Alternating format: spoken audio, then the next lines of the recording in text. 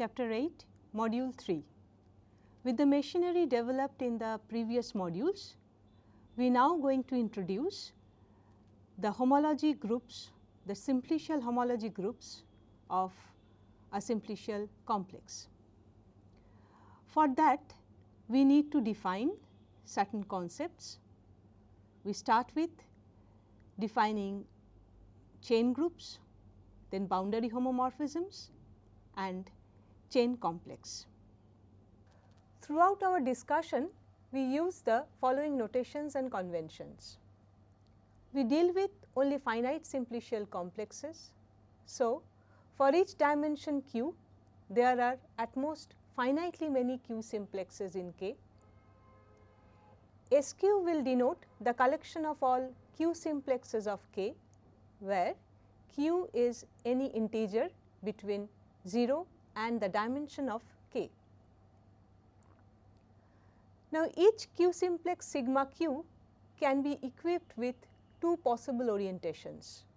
One is positive sigma q and the other one is negative sigma q. Considering plus sigma q and minus sigma q as two different objects, the collection of all oriented q simplexes is denoted by SQ tilde. So, the number of elements in SQ tilde is twice the number of elements in SQ when q is not equal to 0.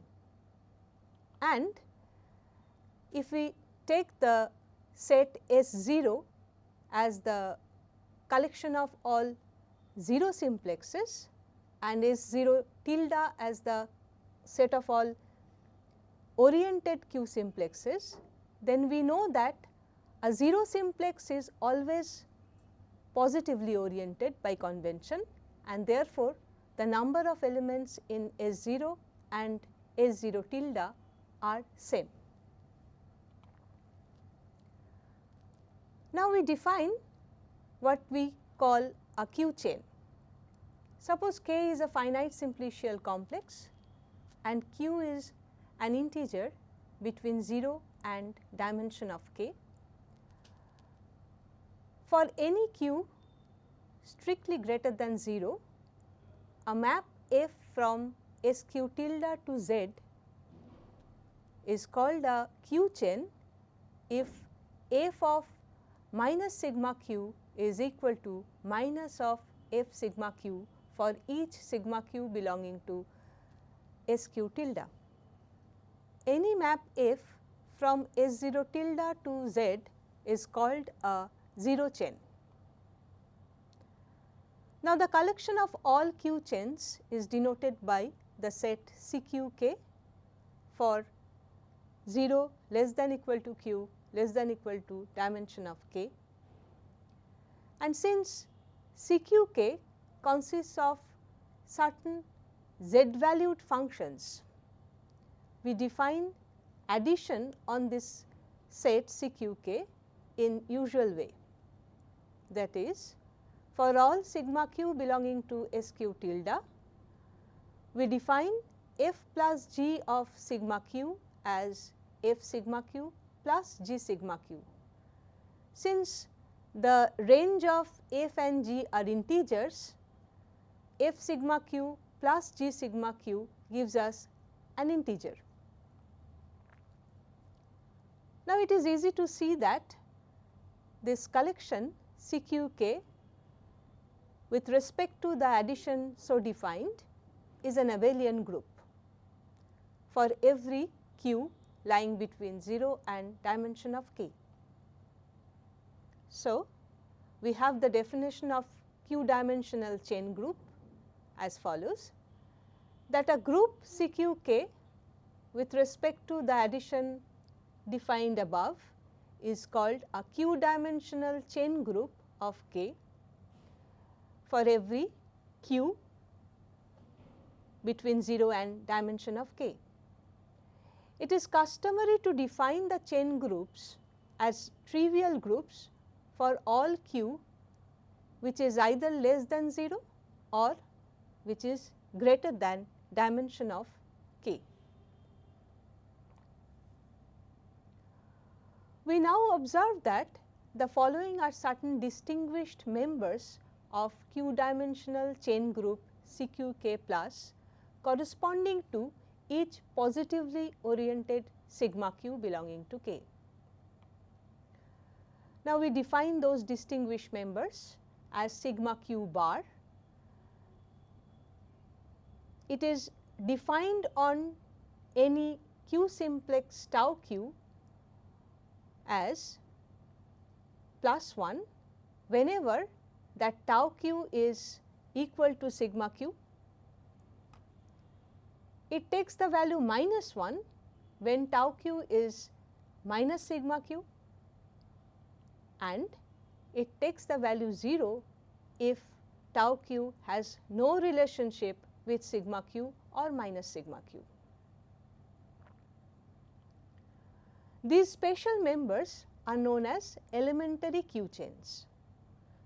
So, elementary Q chains are particular Q chains as described above. The following theorem says that to know the chain group CQK, it is enough to know the elementary Q chains. So, we define, or rather we state it formally, that CQK is the direct sum of the cyclic groups generated by those elementary Q chains, where Q is any integer between 0 and dimension of K. Let us prove this theorem. Suppose we take any f from CQK. Since K is a finite simplicial complex, we may list the positively oriented Q simplexes of K as sigma q1, sigma q2, etc. up to sigma qt.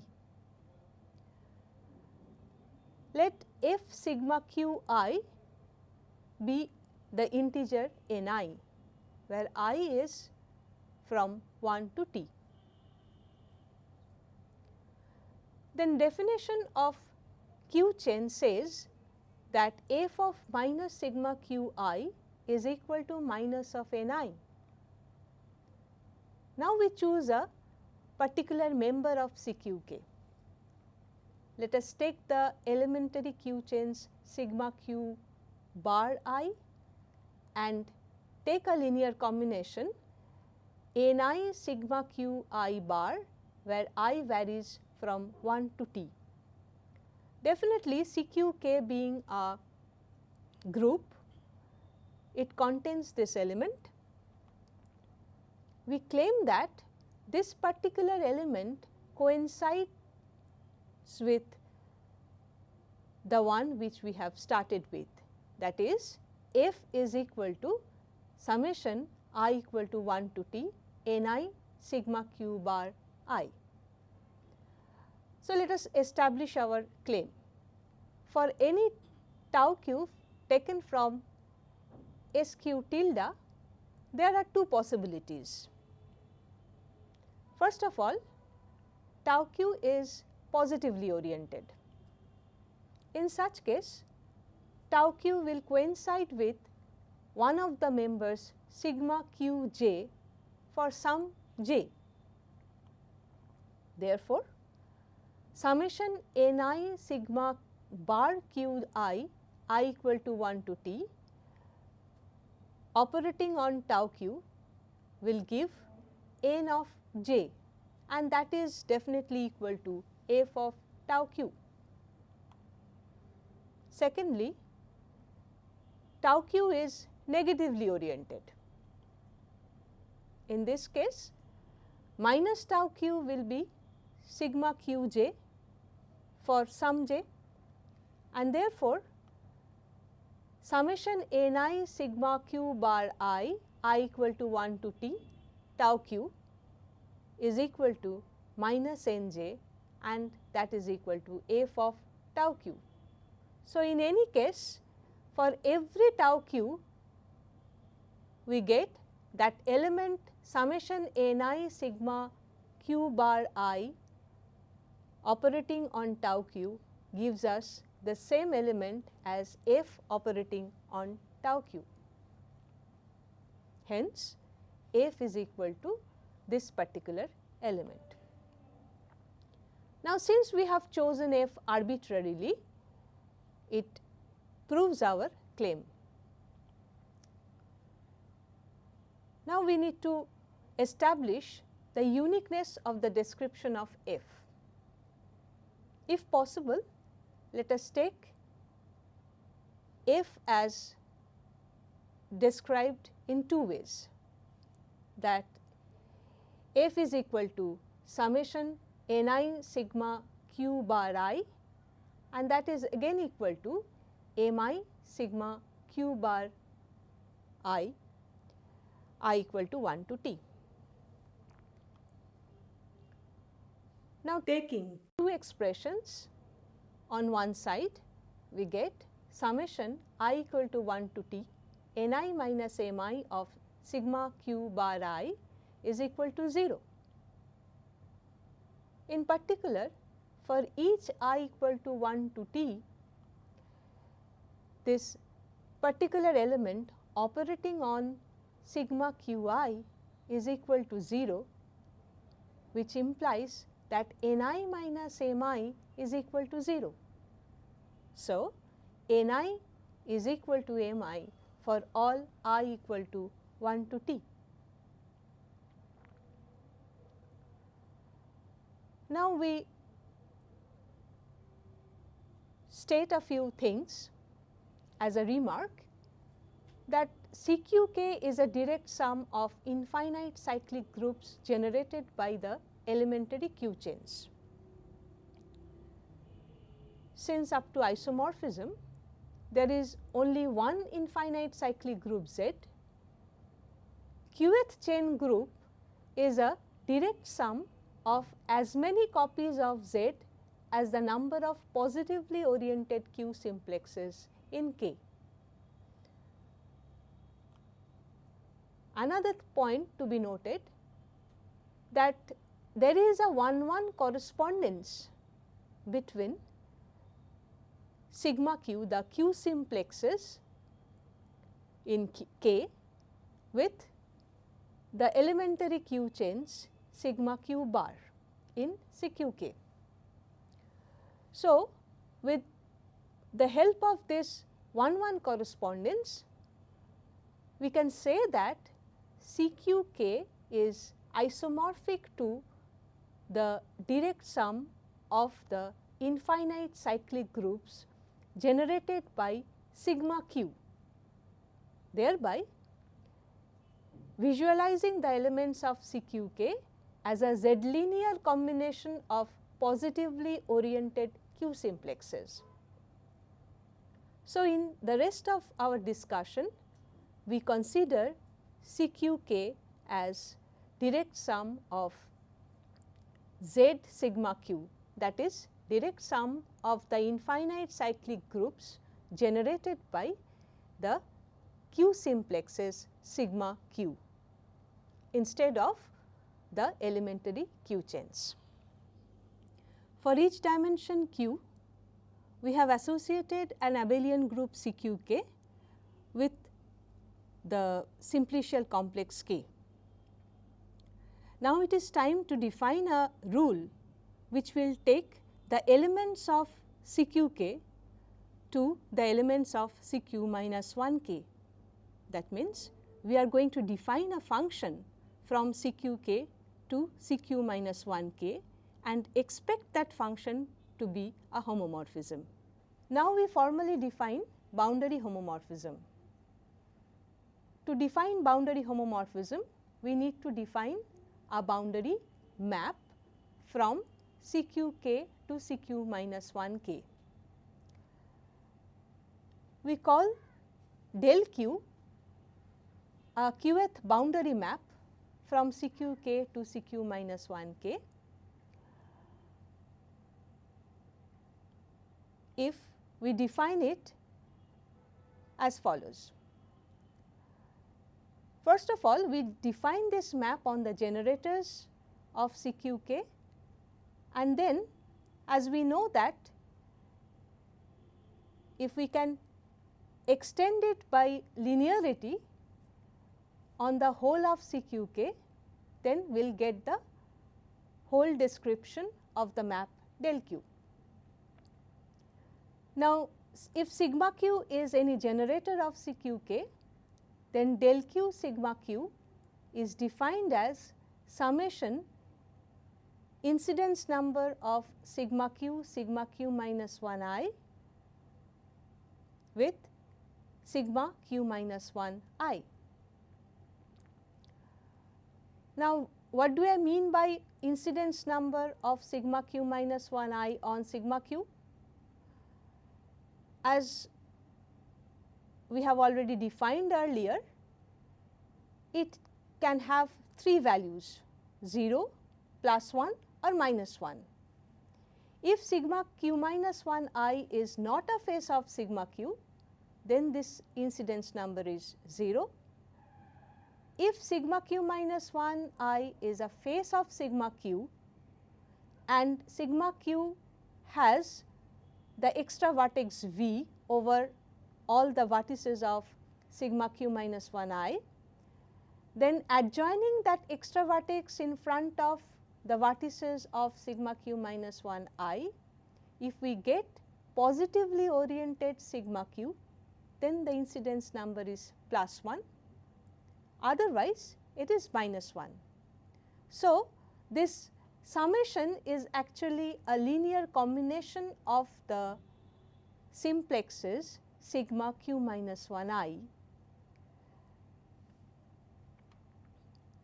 where this summation is taken over all positively oriented q minus 1 faces of sigma q.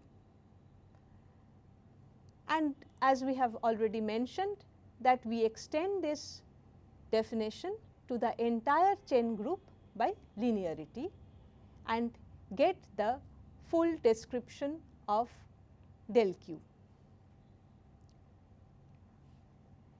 It is easy to see that this del Q as defined here is a homomorphism, and so these are called boundary homomorphisms. Now, if we take Q to be less than 0 or Q greater than dimension of K, then del Q are all taken as trivial homomorphisms. So far, we have constructed a doubly infinite sequence of chain groups and boundary homomorphisms, which we call chain complex of K, and it can be described in this diagram. If we look at any portion of this diagram, then we see that we have successive chain groups CQ plus 1K, CQK, CQ minus 1K and so on, and they are related by certain maps in between. A pivotal result on composition of these boundary maps is given in this theorem, that in this diagram, if we see that if we take del Q compose del Q plus 1, then this composite map has its domain as CQ plus 1K and ends up at CQ minus 1K.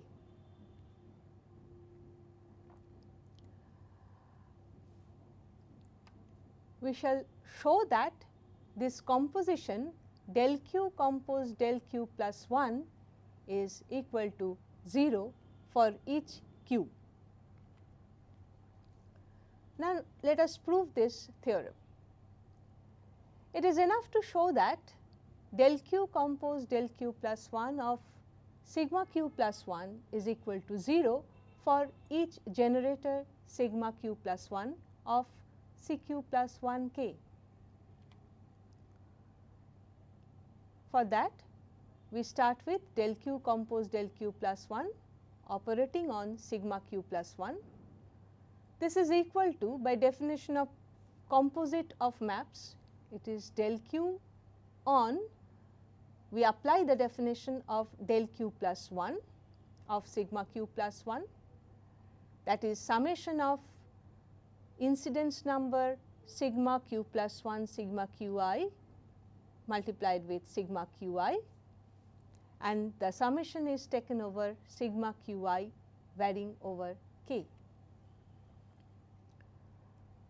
Once again, since these are all scalars, the incidence numbers are scalars and del q is a boundary homomorphism, by applying the property of homomorphism, we have summation incidence number sigma q plus 1 sigma q I del q of sigma q I, where sigma q I varies over k. That means summation incidence number sigma q plus 1 sigma I q summation sigma q I sigma q minus 1 j of sigma q minus 1 j, that is equal to summation incidence number sigma q plus 1 sigma q I multiplied by sigma q I sigma q minus 1 j sigma q minus 1 j. But whatever written inside the brackets will have the value 0, as we have already proved in our previous module. So, ultimately the whole thing reduces to 0. So, we define Q cycles and Q boundaries now. That suppose K is an oriented simplicial complex, a Q chain ZQ is called a Q cycle if ZQ belongs to kernel of delta Q. Now, by kernel of delta Q, we mean as usual all the members of CQ which are mapped to the 0 element of CQ minus 1 K.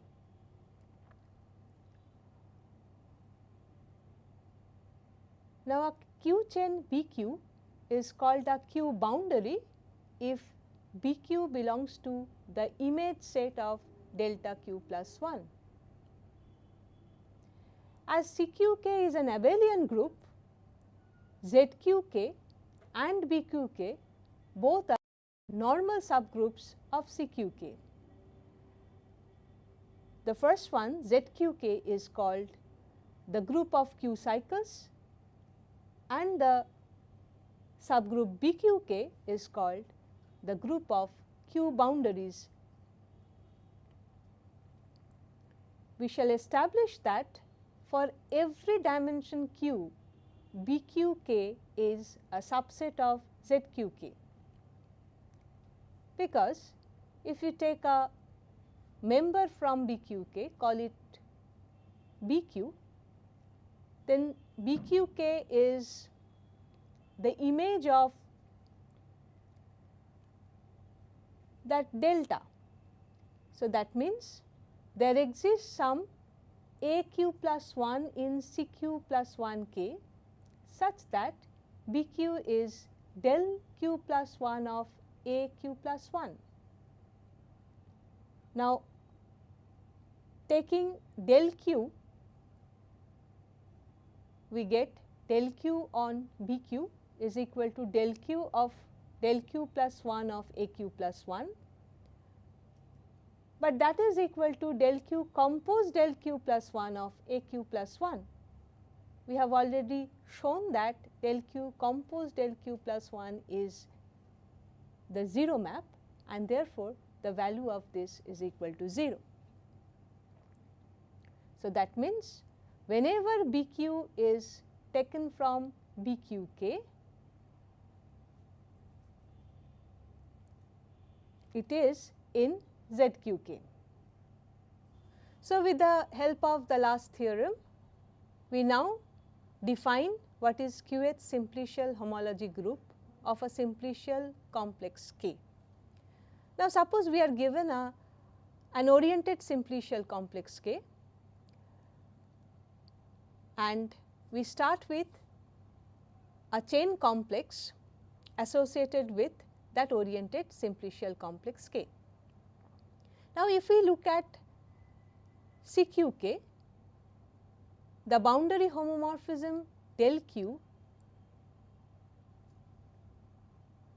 and the boundary homomorphism del Q plus 1, then inside CQK we see two groups, one is ZQK and the other one is BQK. Now, as we have already proved in the last theorem that BQK is contained in ZQK, and we also know that CQK is an abelian group, all these subgroups are normal. So, we can think of the quotient group ZQK by BQK. So, we define HQK as the quotient group ZQK by BQK when Q is any integer between 0 and dimension of K. But if you take Q to be less than 0 or greater than dimension of K, then by definition HQK is the trivial group 0. Now, we recall certain facts that a topological space X is triangulable if there exists some simplicial complex K such that X is homeomorphic to the geometric carrier of X. That is, X is homeomorphic to mod K. It can be shown that if K1 and K2 are two triangulations of X, then HQK1 is isomorphic to HQK2 for each Q as groups. In view of this, we define qth homology group of a space X as the following. If K is a triangulation of X, then HQX is defined to be equal to HQK for all Q. Let us take an example. Suppose we take a sphere S2 in R3. Then we know that a triangulation of S2 is a tetrahedron. So, let us take the simplicial complex K consisting of all the faces of a tetrahedron. We can compute the simplicial homology groups of K, and we can say that the simplicial homology group of S2 is actually equal to the simplicial homology groups of that K. We can find out by simple computation that the simplicial homology groups of K are the infinite cyclic group Z when Q has the value 0 or 2, otherwise it is trivial.